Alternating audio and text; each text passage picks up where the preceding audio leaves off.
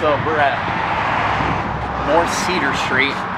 This house we bought from a owner originally,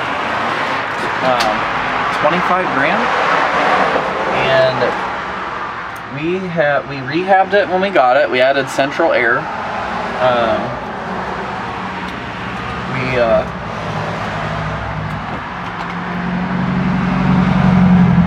did a bunch of updates. We put a new kitchen in. We updated the upstairs bathroom. I think we put like 25 grand in it, so we had about 50. And then we rented it as a regular rental, and then we switched it to a lease option. And I think we lease optioned this house to 3 or 4 different people, collecting $3,000 or $4,000 each time.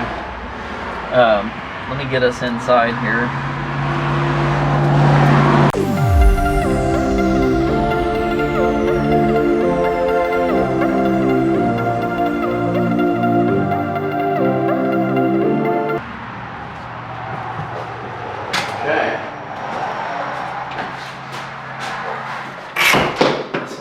Closer. So so anyway, we had bought this one and we put around 25 grand in it. So I think our monthly payment with everything is around just under $600. And originally we had it rented for $850 and then $900, and the last time we had it rented was for $1,100 a month for a 2-year period. So you're talking we were making $500 a month in income, okay, from one rental, which is fantastic. You have to figure out for you what's your bottom number, but for us it was around $350. If we're not making at least that, it's not worth keeping the rental. So we're rehabbing it this time a little bit different, a little nicer, because we're going to sell it. So you can see, like, we've already painted the trim nice and bright white. We've done a lighter gray on the walls.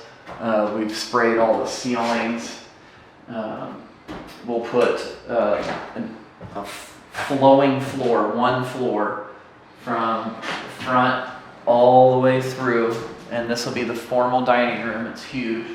And then we'll go into the kitchen. So all of this will be one free-flowing floor, and then starting up the carpet, or starting up the steps, will be the carpeting. So we'll do carpeting through the steps, through the hallway, and then into the bedrooms.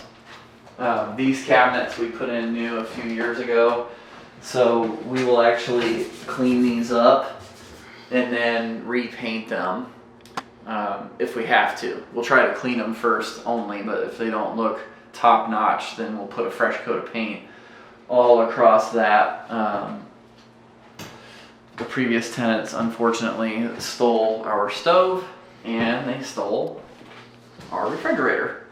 So we're short a stove and fridge, and then we had to do a plumbing repair here. This is the bathroom up above us.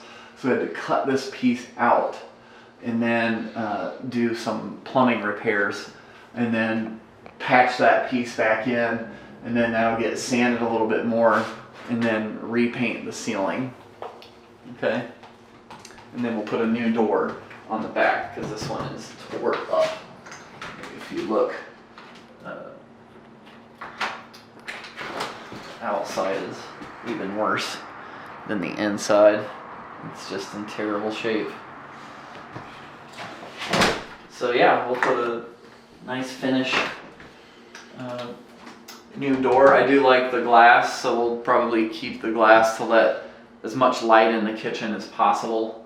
It brightens it up, makes the kitchen seem bigger. So I'll take you upstairs now. We'll probably put some new hardware on this shower here because these are kind of janky. This one looks bent. You know, the screw goes on the inside, it's bent. So we'll get that repaired. And then we'll just clean up our vanity. Well, we'll probably get a new one. This one's pretty beat up. Yeah, we'll just get a new vanity for that. I'll still keep this though and put it in a rental. So you can see here too, someone broke the sink, and then the like super glued it back together.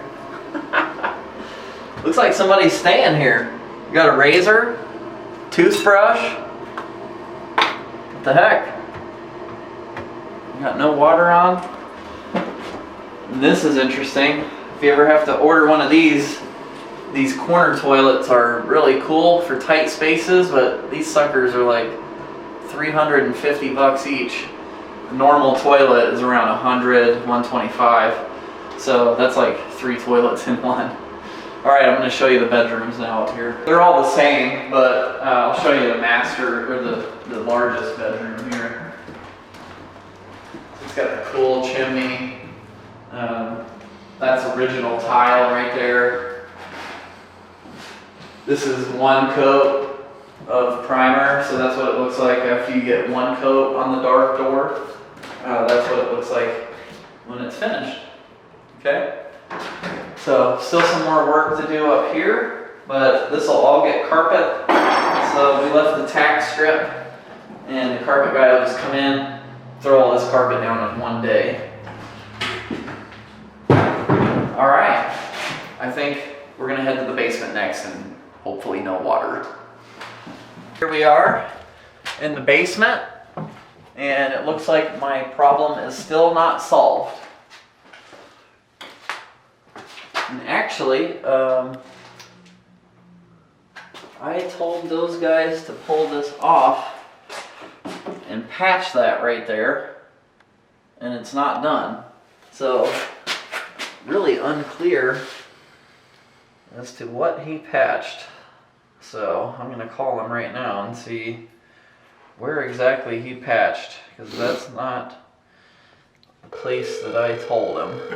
You can see it's puddling up. It's coming in from here and puddling out. And, you know, we're going to sell it. You can't sell a house with a wet basement. Little gaps here in this window. You have reached the voicemail box of... I'll call him back later. But you can see here, I had him regrade this away from the house. It was grading toward the window. And then you can see here on the ledge, I think, if it's bright enough for you. If not, let me get my little flashlight so you can see here the water staining. So water's coming through this window and puddling up here. And then when it builds up too high, then it dumps onto the floor. Okay, and then I'm getting all this moisture.